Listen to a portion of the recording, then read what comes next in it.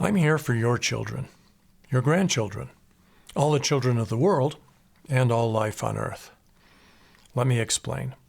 I'm pretty sure no one has ever been elected president on a promise of shrinking the economy. Every candidate has to promise robust economic growth to even be in the game.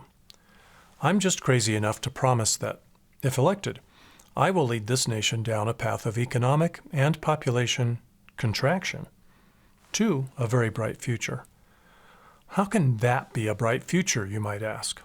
Robust economic growth is the holy grail. It's the one goal politicians and policymakers can agree on the world over. Everyone assumes it's a good thing, and everyone assumes it can just keep on going in perpetuity. It's what we call an unexamined assumption. A growing number of us around the world, including some very smart scientists and even some economists, have been doing the needed examination of those assumptions and reached an important conclusion. Continued growth of the global economy and population will leave our children a dead planet. There's no doubt. The mounting evidence is hard to miss. It's time someone stood up and declared that the emperor has no clothes. A week doesn't go by that we don't see news headlines or another peer-reviewed scientific report telling us this. But they get brushed aside. Now, good people are working on all those problems individually, but progress eludes us. Small gains end up being overwhelmed by the sheer scale of the human enterprise. Today's global economy is over $100 trillion, powered by 8 billion people. We're adding close to 80 million more to that population every year. That's like adding another Germany. And we're insisting on growing that overshoot economy in perpetuity. Scientists estimate that in 1972, when world population was just 3 billion, driving a $3 trillion economy, we crossed a threshold from living within the planet's means to exceeding it. So you can just imagine the kind of damage we're doing with a population almost 3 times that size, powering an economy over 30 times the size. This is called ecological overshoot. Overshoot means there are too many people consuming and polluting too much. We're using the living Earth faster than ecosystems can regenerate. Thousands of scientists have gotten together and issued several warnings about the consequences of this.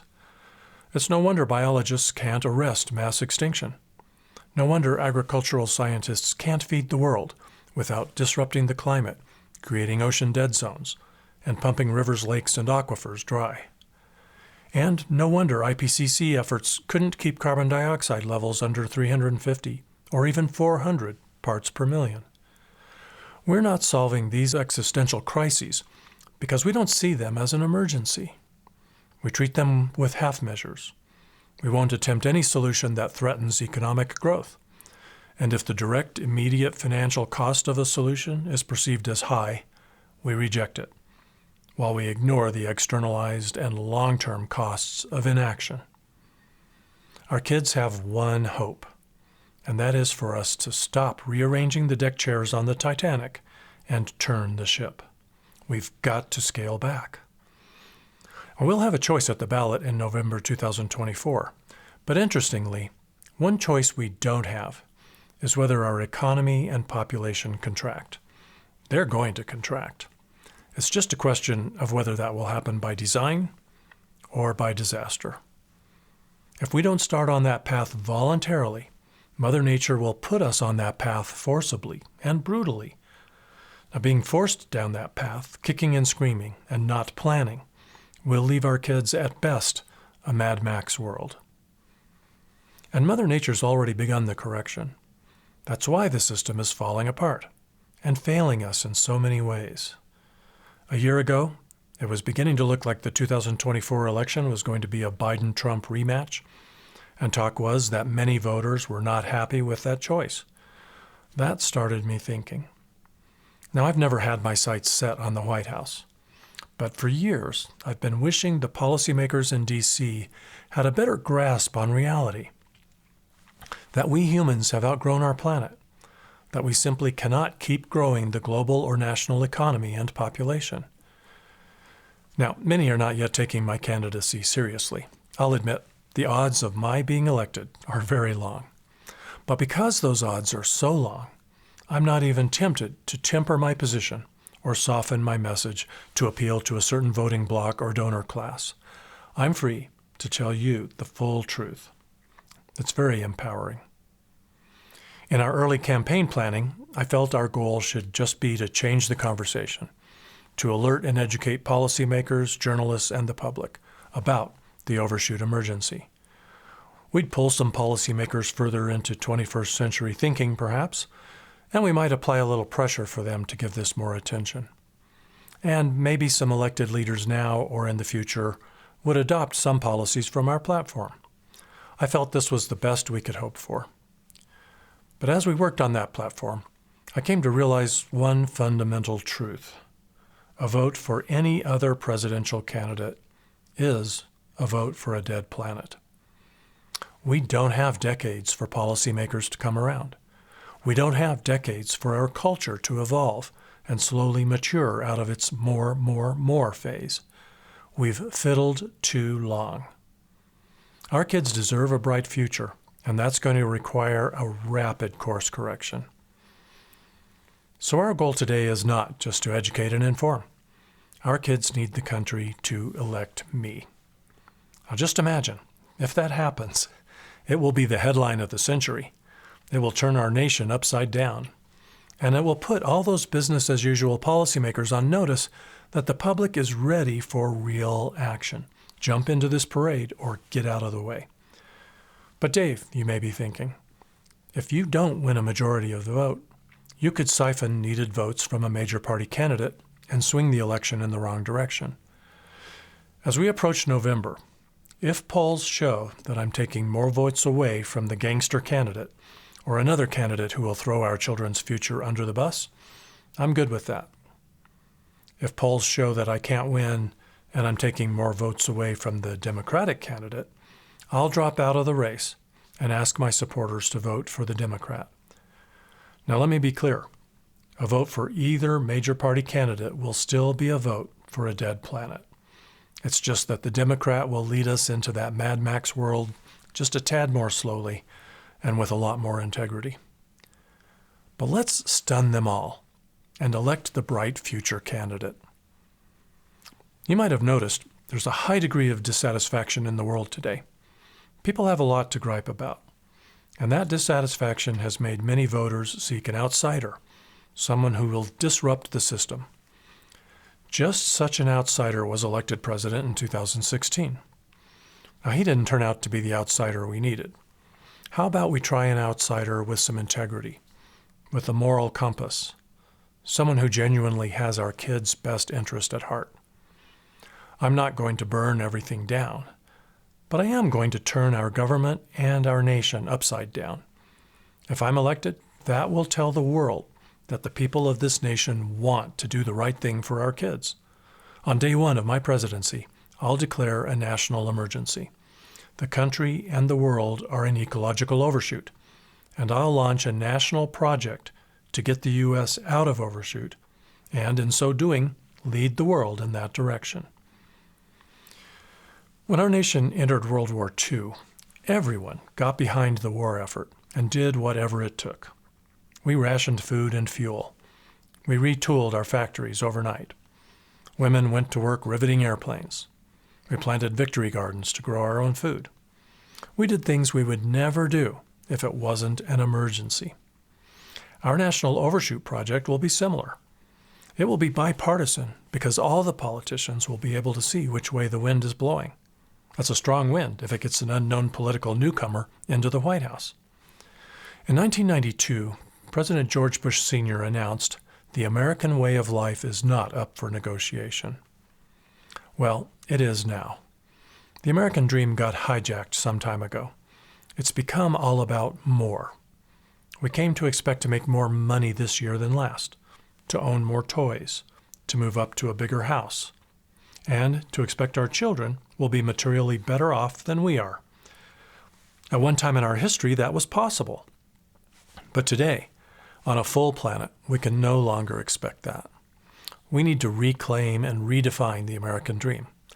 We must get back in touch with what really matters in life, and it's not material wealth and possessions.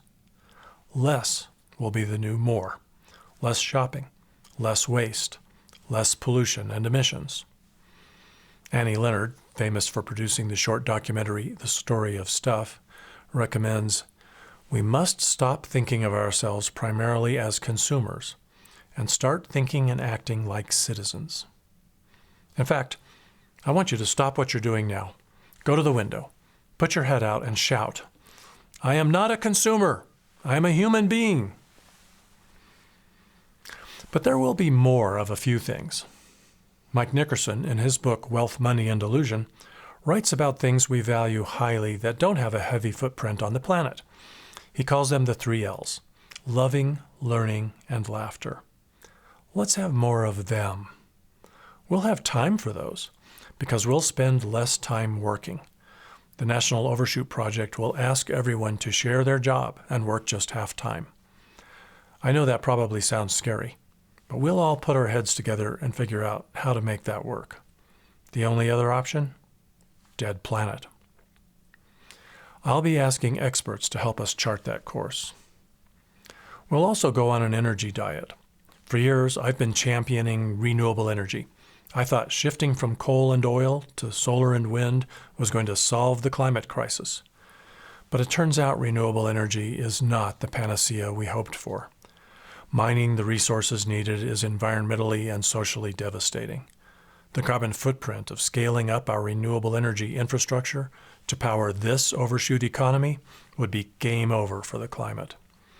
Experts calculate we'd have to mine more metals and minerals over the next 30 years than have been dug up over the last 70,000 to build a renewable transition. Andrew Nikiforuk, a journalist covering the oil and gas industry, has written, the global economy doesn't have the metals, rare earth minerals, energy, time, or money to make this transition, and we must consider other actions, such as radical reductions in energy demand and material consumption. So, while we will endeavor to decarbonize our energy system, we must find ways to use much less energy of all types. Now, contracting the economy and population will help with that. But my National Overshoot Project will also put a lot of emphasis on finding ways to eliminate waste and adjust our lifestyles to require a lot less energy. A lot less coal, yes. A lot less oil and gas. But also less electricity from renewable sources. When you're in an emergency, you act like it's an emergency. So I won't be hopping on Air Force One and flying across the world for face-to-face meetings. In-person meetings are great, but you give them up in an emergency. Did you know 3 additional 747s fly along with Air Force One on presidential junkets? Not going to happen on my watch. Today, millions of American families have the television on for 8 hours and 14 minutes a day. That uses energy and has a carbon footprint. If we've declared an emergency and we're all focused on a common goal of eliminating wasteful energy consumption and cutting back everywhere we can, couldn't those families get by with 2 hours? That's 6 hours plus in savings, multiplied by over 100 million families, is something. In the 2016 election, Hillary Clinton and Donald Trump each traveled over 200,000 miles on the campaign trail, most of that flying. In an emergency, wouldn't they rethink that? I know I am. This project is such a dramatic departure from business as usual. One might think I'm a closet socialist or a holdover flower child. No, I'm just like you. I was chasing the American dream.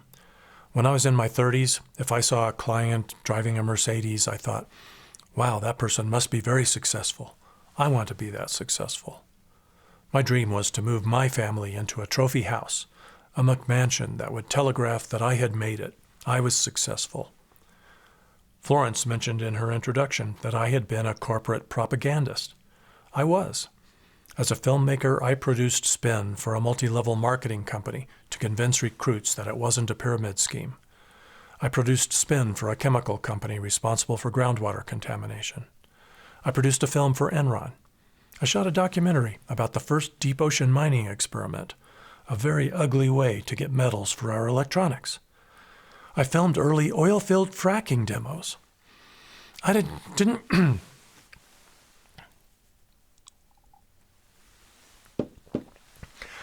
I didn't question the ethics of any of these projects. I deposited the checks so I could feed my family. And eventually, we moved into that trophy house. I was a typical American. Saving the planet wasn't on my mind. It wasn't daily news. Well, fast forward a decade, and fortunately, I somehow got reacquainted with my conservation ethic.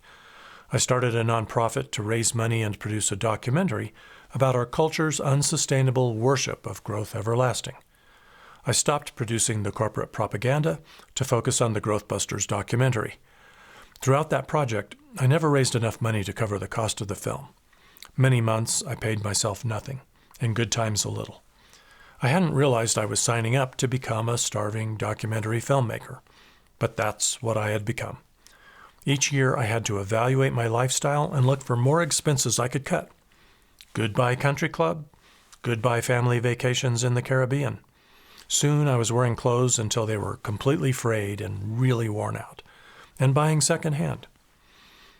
Does that sound like a miserable change to you? Well, it wasn't. My life got better and better. I enjoyed doing work that really mattered, and I was finding true joy in life from spending time with my kids, not spending money. Today, when I forego the car and get on my bike to ride to a meeting downtown, I enjoy the heck out of it. The fresh air, the slow pace, no one tailgating me. Good exercise, too.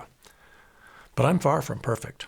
I still have work to do to lighten my load on the planet even more than I have. And I invite you to join me on this journey. It will actually be easier for us to do that when there are many, many of us working together, all with the common goal of avoiding a Mad Max future for our kids. It's been a good run. The human experiment went on a wild binge for 200 or 300 years. We now know that there is no pot of gold at the end of the growth rainbow. That party's over. Let's start a new party now that will bring more joy and happiness into our lives and give the children of the world a bright future.